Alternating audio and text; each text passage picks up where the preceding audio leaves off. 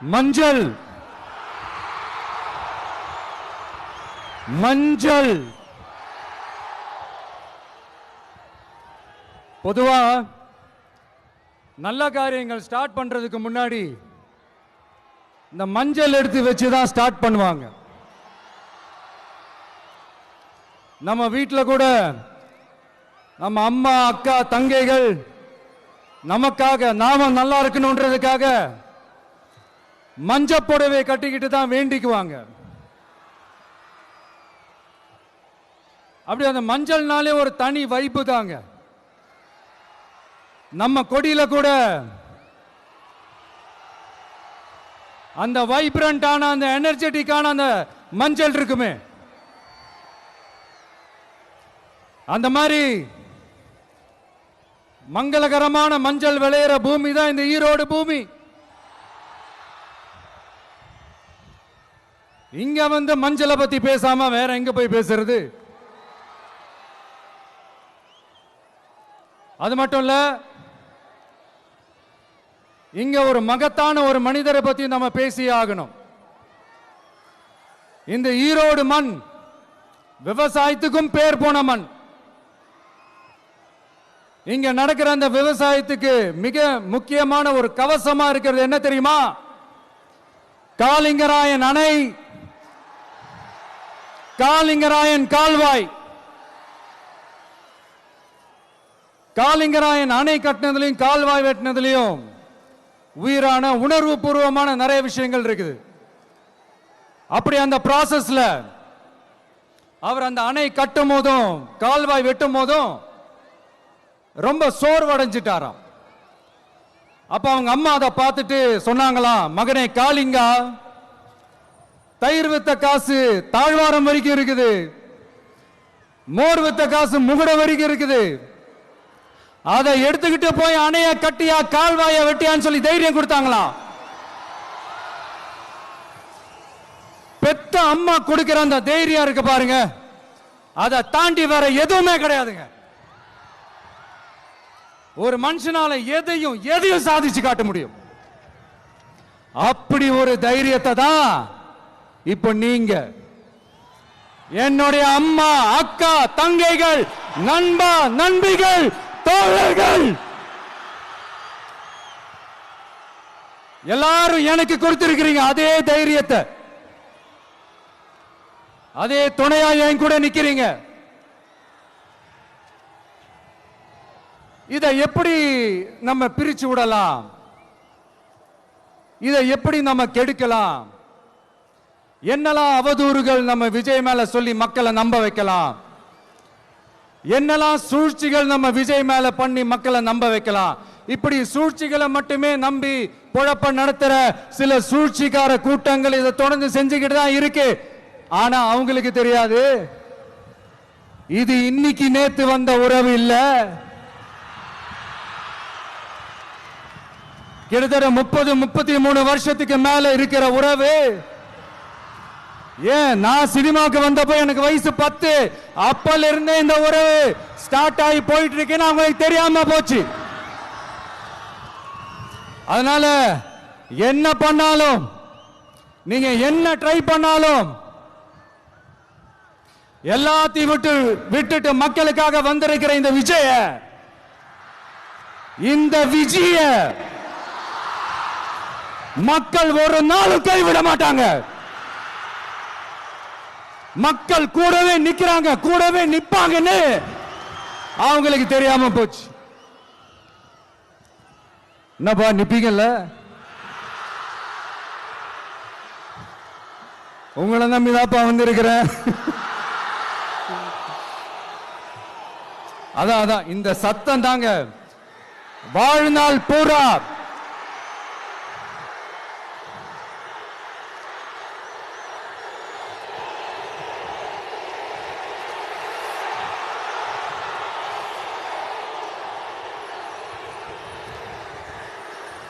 வாழ்நாள் பூரா உங்களுக்கு நன்றியோடவே இருப்பேன். இப்போ நம்ம காளிங்கராயன் அவர்கள் அணையை கட்டுறதுக்காக பவானிக்கு போய் பார்க்கும்போது ஒரு இடத்துல ஒரு பாம்பு வந்து உட்கார்ந்துச்சான், படுத்துச்சான்.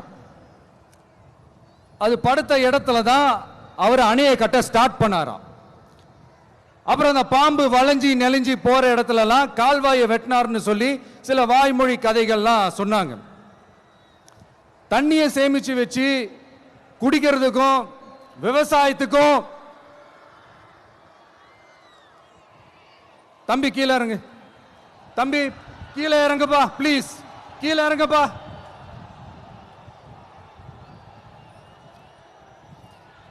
Okay, thank you thank you. கீழே இறங்குங்க, கீழே இறங்குப்பா. நீ இறங்கினாதான் முத்தம் கொடுப்பேன்.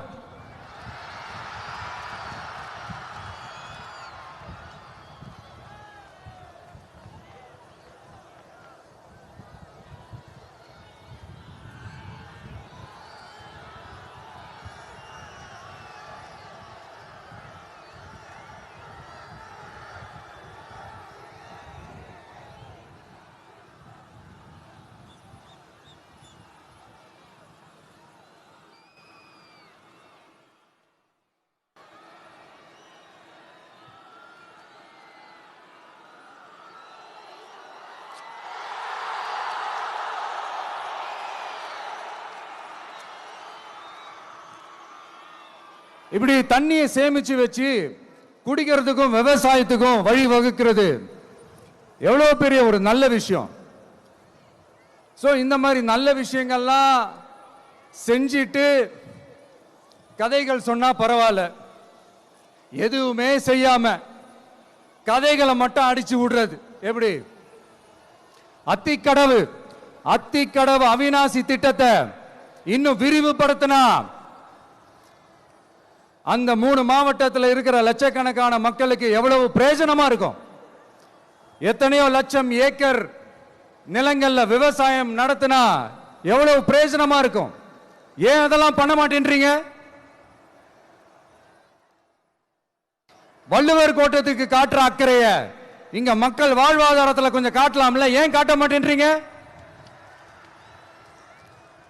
இங்க என்ன கவர்மெண்ட் நடத்துறாங்களா இல்ல கண்காட்சி நடத்துறாங்களா? இந்த 21ஆம் நூற்றாண்டிலே மக்களை பத்தி எதுவுமே யோசிக்கிறது இல்ல. ஆனா அந்த காலத்திலேயே இது எல்லாத்தையும் பத்தி யோசிச்ச, மக்களை பத்தி, குடிக்கிற தண்ணியை பத்தி, விவசாயத்தை பத்தி, அணை கட்டுறதை பத்தி, கால்வாய் வெட்டுறதை பத்தி, இதெல்லாம் எங்கிருந்து? பவானியிலிருந்து நொய்யலாறு வரைக்கும் கால்வாய் வெட்டி இது எல்லாத்தையும் பத்தி யோசிச்ச காளிங்கராயன் அவர்களுக்கு கோடி கும்பிடு போட்டாலும் பார்த்தாதுங்க. இப்படி அந்த காலத்தில் இருந்த ஒரு ஹீரோவை பத்தி பேசிட்டு இந்த காலத்துல, அதாவது 1920th செஞ்சுரியில இருந்த ஒரு ஹீரோவையும் பத்தி நம்ம பேசி ஆகணும்ல. ஒருத்தர் இலகிய மனம் கொண்ட ஹீரோனா இன்னொருத்தர் இரும்பு மாதிரி அயன் மேன் தான். எஸ், நம்ம ஈரோடு கடப்பாறை தான்.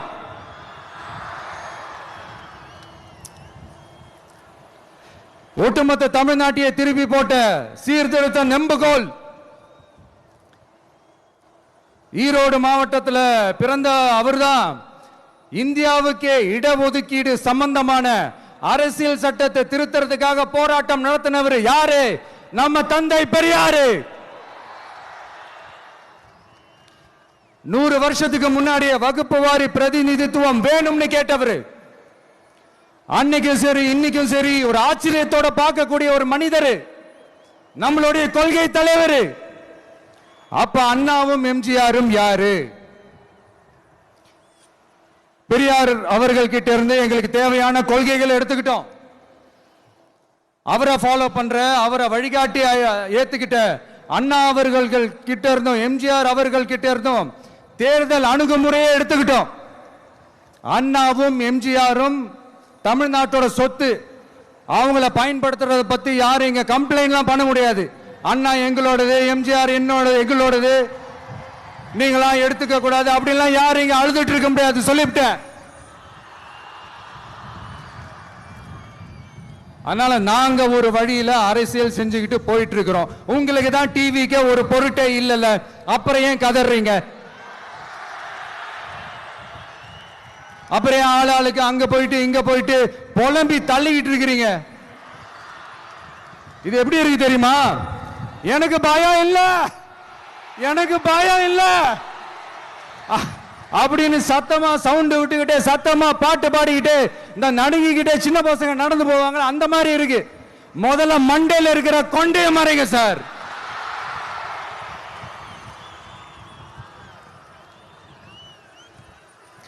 சும்மா மாறு வேஷத்துல மறு வச்சுக்கிட்டு மீடியா ஆளு ரேடியோ ஆளுன்னு இவங்க ஆளுங்களே மாத்தி மாத்தி அனுப்பிக்கிட்டு இதெல்லாம் என்ன மக்களுக்கு தெரியாதுன்னு நினைச்சிட்டு இருக்கீங்களா? மக்கள் எல்லாத்தையும் உன்னிப்பா கவனிச்சிட்டு இருக்காங்க. அதனாலதான் சொல்றேன், உங்களுக்கு நீங்க கொள்ளையடிச்சு வச்சிருக்கிற காசு தான் துணை. ஆனா எனக்கு என் மேல எல்லையில்லா பாசம் வச்சிருக்கிற இந்த மாசு தான் துணை.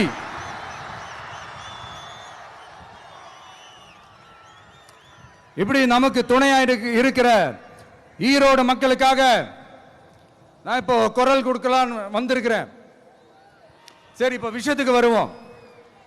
பெரியார் அவர்கள் கிட்ட இருந்த அந்த செல்வாக்கையும் அந்த பதவிகளையும் அந்த பவரையும் வச்சுக்கிட்டு அவர் என்ன சொன்னார் தெரியுமா? இவ்வளவு செல்வாக்கு, இவ்வளவு பதவிகள், இவ்வளவு பவர் இருந்தோம் நான் ஒரு 5 பைசா காசு சம்பாதிச்சிருப்பேனா? எனக்கோ இல்லை என் குடும்பத்துக்கோ பட்டங்கள் வேணும், பதவி வேணும்னு ஏதாவது கேட்டிருப்பேனா? இல்ல ஏதாவது லாபம் பார்த்திருப்பேனா? இல்ல எதுக்காவது ஆசைப்பட்டிருப்பேனா? ஆனா அவர் பேரை சொல்லிக்கிட்டு அவருடைய கொள்கையை ஃபாலோ பண்றதா சொல்லிக்கிட்டு இப்ப ஆட்சியில இருக்கிறவங்க என்னெல்லாம் செய்யறாங்கன்னு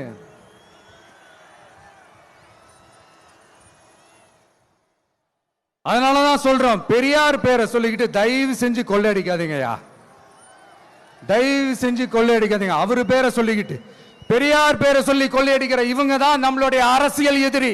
மக்களை நீங்க சொல்லுங்க, நம்மளுடைய அரசியல் எதிரி யாரு?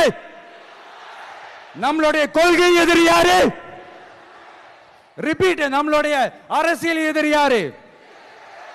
நம்மளுடைய கொள்கை எதிரி யாரு? உங்களுக்கு புரியுது இல்ல? எனக்கு அது போதும்யா, எனக்கு வேற எதுவுமே தேவையில்லை.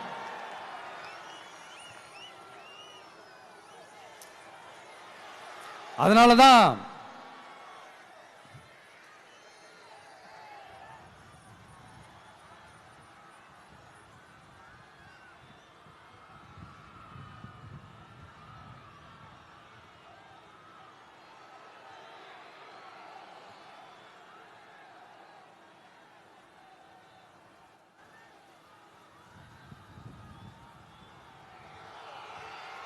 உங்களுக்கு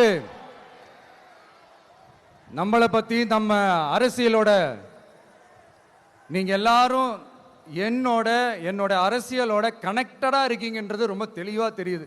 அதனால எனக்கு அது போதும். அதனாலதான் எதிரிகள் யாருன்னு சொல்லிட்டு களத்துக்கு வந்திருக்கிறோம். அதனால அவங்கள மட்டும் தான் எதிர்ப்போம். அதுவும் அந்த எதிரிகள் யாரு இப்போ இங்க 2026 சட்டமன்ற தேர்தலில் களத்தில் இருக்கிறாங்களோ அவங்கள மட்டும் தான் எதிர்ப்போம். சும்மா களத்திலே இல்லாதவங்களையும், களத்துக்கும் அவங்களுக்கும் சம்பந்தமே இல்லாதவங்களையும்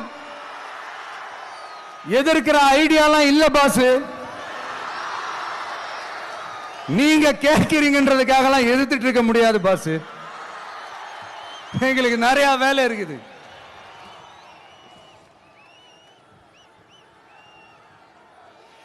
எத்தனை எத்தனை பொய்யான வாக்குறுதிகள். வந்த உடனே நீட்டை ரத்து செய்வோம், கல்வி கடனை ரத்து செய்வோம், கேஸ் சிலிண்டருக்கு மானியமா 100 ரூபாய் தருவோம், என்னெல்லாம் அடிச்சு விட்டுட்டு இன்னி வரைக்கும் கேட்கிறேன், இதெல்லாம் சொன்னாங்களே செஞ்சாங்களா? இவங்க எப்பவுமே இப்படிதான், சொல்றது ஒண்ணு செய்யறது ஒண்ணு. திமுகவும் பிரச்சனைகளும் ஃபெவிகால் போட்டு ஓட்டின ஃப்ரெண்ட்ஸ் மாதிரி ஒன்னில இருந்து ஒன்ன பிரிக்கவே முடியாது. இப்போ ஈரோடு பகுதியில் இருக்கிற பிரச்சனையை பத்தி பேசுவோம். பெரியார் பேரை மட்டும் சொல்லிக்கிட்டு எப்படி அவரோட கொள்கைகளுக்கு எதிராக செயல்படுறாங்களோ அப்படிதான் இந்த மஞ்சள் நகரத்தோட மஞ்சளுக்கும் ஒண்ணும் பண்ணல, மஞ்சள் விவசாயிகளுக்கும் ஒண்ணும் பண்ணல. ஆராய்ச்சி மையம், சிறப்பு மையம்னு கோடி கோடியா டெண்டர் விட்டாங்க, பேருக்கு கட்டிடத்தை கட்டினாங்க. ஆனா உலகமே போட்டி போட்டு வாங்குற மஞ்சளை மதிப்பு கூட்டி விற்பனை செய்ய, அதாவது அதோட வேல்யூ இன்க்ரீஸ் பண்ணி நம்ம விவசாயிகளுக்கும் இந்த மாவட்ட மக்களுக்கும் நன்மை செய்ய இதுவரைக்கும் என்ன செஞ்சிருக்காங்கன்னு யோசிச்சு பார்த்தா ஒரு பெரிய ஜீரோ தான். கரும்பு நெல்லுக்கு அரசாங்கம் விலை பிக்ஸ் பண்றாங்க, அதையும் ஒழுங்கா பண்றதில்ல. ஒவ்வொரு முறையும் பிரச்சனை. அங்க நெல் கொள்முதல் செய்யறதுல ஊழல். சரி, நாம கஷ்டப்பட்டு விளைய வச்சது வீணா போக கூடாதுன்னு நினைச்சு நம்ம விவசாயிகள் கேட்கிற லஞ்சத்தை கொடுத்தாலும் அதுக்கப்புறம் கூட அந்த கொள்முதல் ஒழுங்கா நடக்கிறது இல்லை. அதையும் தாண்டி ஏதோ ஒரு விலை விவசாயிகளுக்கு கிடைக்குது. அப்படிலாம் இல்லாம ஒழுங்கா நேர்மையா நம்ம மஞ்சளுக்கும் நியாயமான விலை பிக்ஸ் பண்ணி தரமான விதைகளை கொடுத்தா என்ன குறைஞ்சா போயிடுவாங்க? இதெல்லாம் யோசிக்கிறதுக்கு அவங்களுக்கு நேரமே இல்லை. 24x7 அவங்களோட யோசனை என்ன தெரியுமா? இந்த விஜயை எப்படி முடக்கலாம், தமிழக வெற்றி கழகத்தை எப்படியெல்லாம் முடக்கலாம், அப்படிதான் அவங்களுடைய சிந்தனையே 24x7. எத்தனையோ வருஷத்துக்கு முன்னாடி நம்ம காளிங்கராயர் நதிகளின் இணைப்புக்கு முன்னோடியா இருந்தார். பவானி ஆத்துல வர அதிகமான தண்ணீர் அணை கட்டி தேக்கி தண்ணீர் வறட்சியான பகுதிகளுக்கு அனுப்பினாரு. ஆனா இன்னைக்கு இவ்வளவு நவீன வசதிகள் இருந்தோம், இவ்வளவு சயின்ஸ் வளர்ச்சிகள் இருந்தோம், இவ்வளவு டெக்னாலஜி வளர்ச்சிகள் இருந்தோம், அவங்க வாக்குறுதியில் ஒன்று கொடுத்தாங்கல்ல, பவானி நொய்யலாறு அமராவதி 6 இணைப்பு திட்டத்துக்கு ஒரு துரும்ப கூட கிள்ளி போடல. வாக்குறுதி நம்பர் 103 சொன்னாங்களே, செஞ்சாங்களா? சரி, இதாவது ஒரு பெரிய ப்ராஜெக்ட் வைங்க. ஆறுகளை சுத்தப்படுத்த பல்லாயிரம் கோடி நிதி ஒதுக்குவோம், தமிழ்நாட்டில் உள்ள ஆறுகளை சுத்தப்படுத்துவோம்னு சொன்னாங்களே, செஞ்சாங்களா? ஆனா ஆத்து மணலை கொள்ளையடிக்கிறதுல மட்டும் வேலையை கரெக்டா செய்வாங்க. இதை நான் ஏன் திரும்ப திரும்ப சொல்றேன்னா, மக்களே நீங்க புரிஞ்சுக்கணும்.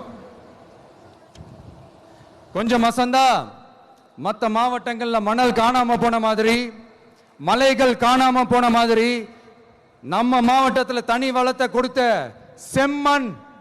செம்மண்ணும் காணாம போறதுக்கு வாய்ப்பு இருக்கு மக்களே. நம்ம மண்ணுக்கும் நம்ம ஆத்துக்கும் நம்ம விவசாயிக்கும் தான் இந்த மோசமான நிலைமை. அதனால ஏதாவது தொழில் செஞ்சு பிழைக்கலாம்னு பார்த்தா அதுக்கும் எங்க விடுறாங்க? தொழில்னு பார்த்தா 30% நெசவாளர்களுக்கு கூலி பாக்கி. அரசாங்கம் நம்ம நெசவாளர்கள் கிட்ட இருந்து கொள்முதல் செய்த வேட்டி சேலைக்கான கூலியை கூட போராடித்தான் வாங்க வேண்டியதா இருக்குது. அது சலுகையோ உதவியோ நலத்திட்டமோ கிடைக்காது. நம்ம உழைப்புக்கான ஊதியம், நம்மளோட உரிமை, அதுக்கே போராட வேண்டிய நிலையில தான் இந்த அரசாங்கம் நம்மளை வச்சிருக்கு. நல்லா பார்த்துக்கங்க மக்களே, உரிமைக்கு குரல் கொடுத்தவங்க தான் இவங்க. சிறு குறு தொழில்கள் பீக் ஹவர்ஸ் சார்ஜ்னு கரண்ட்டுக்கு அநியாய விலை வச்சு அதையும் செய்ய விடாம நம்மளை முடக்கிடுறாங்க. அந்த பீக் ஹவர்ஸ் சார்ஜ் கொள்ளையால எத்தனை வருஷமா எவ்வளவு பேர் பாதிக்கப்படுறோம், எவ்வளவு தொழில்கள் பாதிக்கப்படுது. நாமளும் கத்துறோம், போராடுறோம், கோரிக்கை வைக்கிறோம். எதையாவது இவங்க கண்டுக்கிறாங்களா? கொஞ்சம் யோசிங்க. ஏன் கண்டுக்க மாட்டேன்றாங்கன்னு கொஞ்சம் யோசிங்க.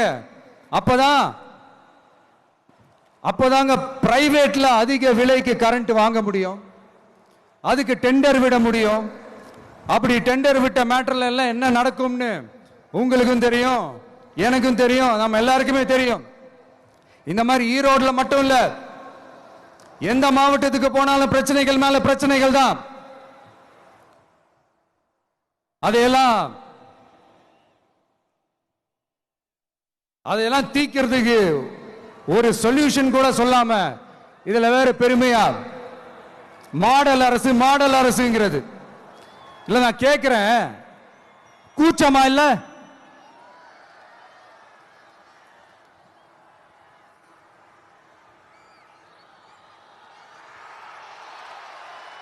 இதெல்லாம் கேட்டா அப்படியே நம்ம பக்கம் யூட்டர்ன் அடிச்சு வந்துருவாங்க. விஜய் என்ன அரசியல பேச மாட்டேன்றாரு, விஜய் என்ன சினிமா டயலாக் மாதிரி பேசுறாரு. விஜய்னா பஞ்சு டைலாக் பேசுறாரு, விஜய்னா 10 நிமிஷம் தான் பேசுறாரு, 9 நிமிஷம் தான் பேசுறாரு. நான் எத்தனை நிமிஷம் பேசினா உங்களுக்கு என்ன சார்? நான் எப்படி பேசினா உங்களுக்கு என்ன சார்? உள்ள விஷயம் என்னன்னு பாருங்க சார். ஒவ்வொரு மாவட்டத்துக்கும் போய் மக்கள் ஃபேஸ் பண்ற பிரச்சனைகளை எடுத்து பேசிட்டு இருக்கிறேன். பின்ன அது அரசியல் இல்லாம வேற எதுதான் அரசியல்? உங்களை மாதிரி தனிப்பட்ட முறையில் தரக்குறைவா அசிங்க அசிங்கமா பேசுறதுதான் அரசியல்னா அந்த அரசியல் நமக்கு வராது. வராதுன்னா நல்லாவே வரும். உங்களை விட எனக்கு அது நல்லாவே வரும்.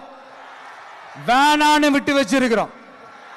அப்புறம் உங்களுக்கு நமக்கு என்ன வித்தியாசம்? காஞ்சிபுரத்தில் நாம பேசும்போது இந்த மாதிரி உங்களால் அமைக்கப்பட போற ஆட்சியில நம்ம ஆட்சிக்கு வந்த உடனே என்னெல்லாம் செய்ய போறோம்ன்றது சிலது சொன்னோம். அதையெல்லாம் தப்பா புரிஞ்சுக்கிட்டு இப்போ சொல்றேன், விளக்கமா சொல்றேன். நான் சலுகைகளுக்கு எதிரானவன் கிடையாது. மக்களுக்கான சலுகைகளை இலவசம்னு சொல்லி அசிங்கப்படுத்துறதுல எனக்கு உடன்பாடு கிடையாது. மக்கள் காசுல மக்களுக்கு செய்யறதை எப்படி இலவசம்னு சொல்லுவீங்க? அப்படியே செஞ்சிட்டாலும் ஓசில போறேன்னு சொல்லி அசிங்கப்படுத்துறீங்க. என்ன கேட்கறதுக்கு ஆள் இல்ல நினைச்சீங்களா? மக்களுக்கு ஒண்ணுன்னா இந்த விஜய் வந்து நிப்பா, இந்த விஜய் வந்து கேள்வி கேட்பா. இந்த விஜய் எப்பவுமே மக்கள் பக்கம் தான். அதே மாதிரி மக்களும் என் பக்கம் தான். என் மக்கள் மானத்தோட மரியாதையோட கௌரவத்தோட வாழணும். என் மக்கள் யாருக்கும் கீழே கிடையாது. அப்படி அவங்க கௌரவத்தோட வாழணும்னா அவங்களுக்கான வாழ்க்கை தரம் உயரணும். வாழ்க்கை தரம் உயரணும்னா அவங்களோட வாழ்வாதாரம் உயரணும். வாழ்வாதாரம் உயர்ந்தாதான் பொருளாதாரம் உயரும். பொருளாதாரம் உயர்ந்தாதான் வசதி வாய்ப்புகள் உயரும். இதெல்லாம் உயர்ந்தாலே ஆட்டோமேட்டிக்கா அவங்களோட வாழ்க்கை தரம், அவங்களுக்கான மரியாதை, அவங்களுக்கான கௌரவம் எல்லாமே உயரும். இதுக்கான வழிகள், அந்த சூழல்களை அந்த கவர்மெண்ட் அமைச்சு கொடுக்கணும். இதுக்கான அந்த திட்டங்களை செயல்படுத்தணும். இதெல்லாம் செஞ்சாதான் அந்த அரசாங்கம் ஒரு நல்ல அரசாங்கம். இதைத்தான் சொன்னோம்.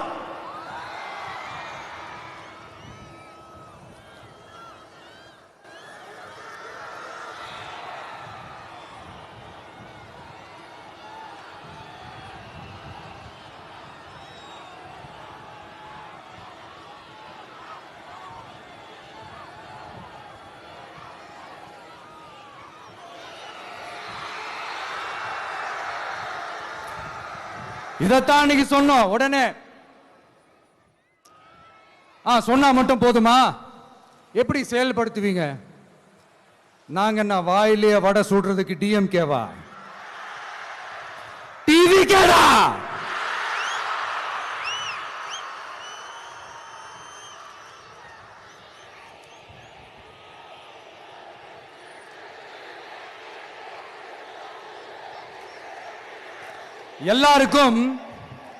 எல்லாருக்கும் நிரந்தரமான ஒரு வீடு இருக்கணும்னு சொன்னோம்.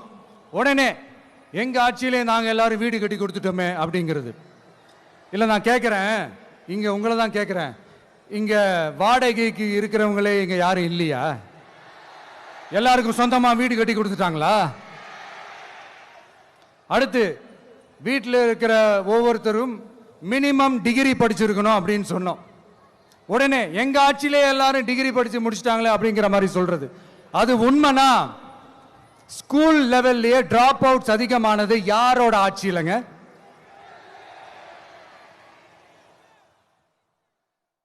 பசங்க பிள்ளைங்க யாரும் ஸ்கூல்ல சேரலன்னு சொல்லிட்டு எனக்கு தெரிஞ்சு 207 கவர்மெண்ட் ஸ்கூல்ஸ் மூடினது யாரோட ஆட்சியிலங்க?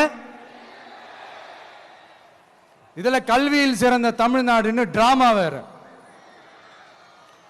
அடுத்து குடும்பத்தில் ஒருத்தருக்கு நிரந்தரமான வருமானம் வரணும், வேலை வாய்ப்பு கிடைக்கணும் அப்படின்னா நாங்க கொடுக்காத வருமானமா, நாங்க கொடுக்காத வேலையா அப்படிங்கிறது. எத்தனையோ லட்சம் காலி பணியிடங்கள் நிரப்புவோம்னு வாக்குறுதி கொடுத்துட்டு ஆட்சிக்கு வந்தீங்களே, எத்தனை லட்சம் காலி பணியிடங்களை நிரப்புனீங்க? அட்லீஸ்ட் 1 லட்சம் காலி பணியிடங்களாவது நிரப்புனீங்களா? இதெல்லாம் சொல்லிட்டு மக்களை ஏமாத்துறது யாரோட ஆட்சியிலங்க? அடுத்து ரொம்ப முக்கியமா பெண்களுக்கு பாதுகாப்பு இல்ல, சட்டம் ஒழுங்கு சரியா இல்லைன்னு சொன்னா தமிழ்நாட்டில் பெண்கள் பாதுகாப்பு தான் அதிகமா இருக்குதான். நீங்க சொல்லுங்க மக்களே, பெண்கள் பாதுகாப்பு இருக்கு, சட்டம் ஒழுங்கு சரியா இருக்கு? அவங்க சொல்றது உண்மையா? அவங்க சொல்றதை நீங்க ஏத்துக்கிறீங்களா? சத்தமா கேக்குதா சார்? இதுதான் ரியாலிட்டி, இதுதான் நிஜம். நம்மளுடைய ஆட்சியில சட்டம் ஒழுங்குல சமரசமே இருக்காது. அதனாலதான் இவ்வளவு ஸ்ட்ராங்கா சொல்றோம், தைரியமா இருங்க மக்களே. இந்த மாதிரி விஷயங்கள்லாம் நம்ம மக்கள் கிட்ட எடுத்து சொன்னா உடனே இந்த இது எடுத்துட்டு வந்துருவாங்க.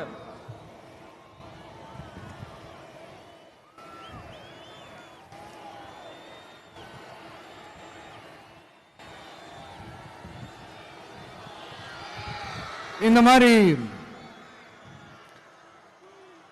இதெல்லாம் என்னென்ன செய்ய போறோன்றது சிலதெல்லாம் காஞ்சிபுரத்தில் சொன்ன மாதிரி சொன்னா எல்லாத்தையும் தப்பு தப்பா திருச்சி பேசிக்கிட்டு அவதூறு பரப்பிக்கிட்டு.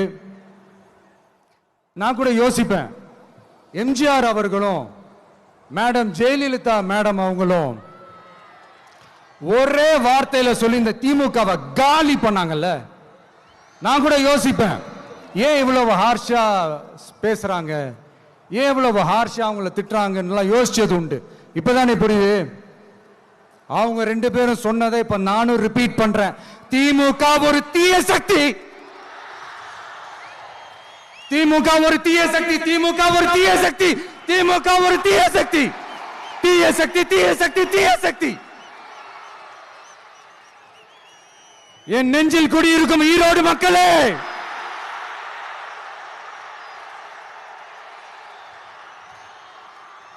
டிவிகே ஒரு தூய சக்தி. எப்படி? டிவிகே ஒரு தூய சக்தி. தூய சக்தி டிவிகேவுக்கும் தீய சக்தி டிஎம்கேவுக்கும் தான் போட்டியே.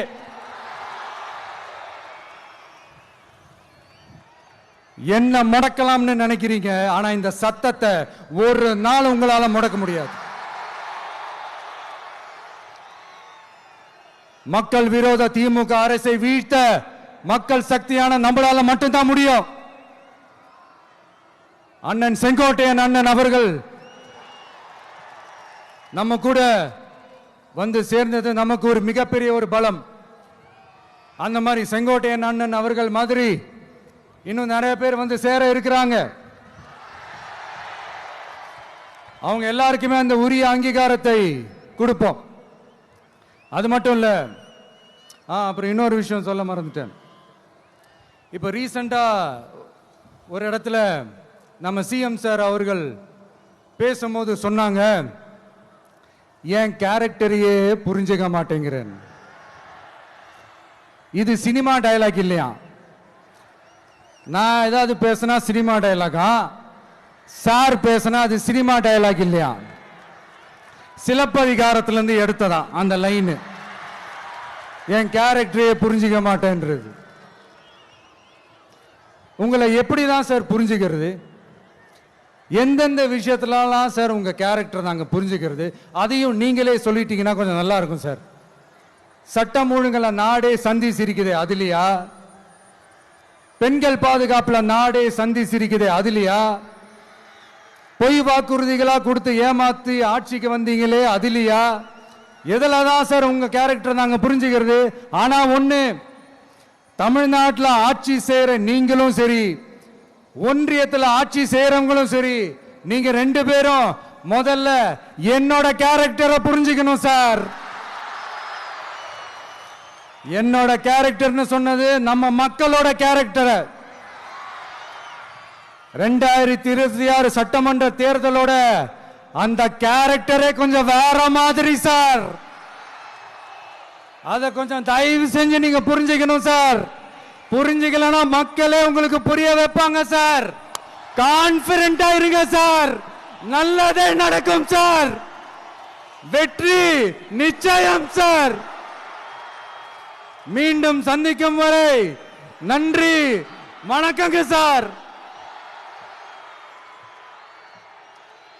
நண்பா, நண்பிகள், இங்க வந்து எல்லாம் வந்து பார்த்தோம், எல்லாம் நல்லபடியா நடந்தது. சேஃபா வந்துட்டு சேஃபா வீட்டுக்கு போயிடுங்க. எனக்கு எல்லாத்தையும் விட நீங்க தான் எனக்கு முக்கியம். தயவு செஞ்சு சேஃப்டியா போயிட்டு வாங்க. ஒரு ஈரோடு செல்ஃபி ஒன்று எடுப்போமா?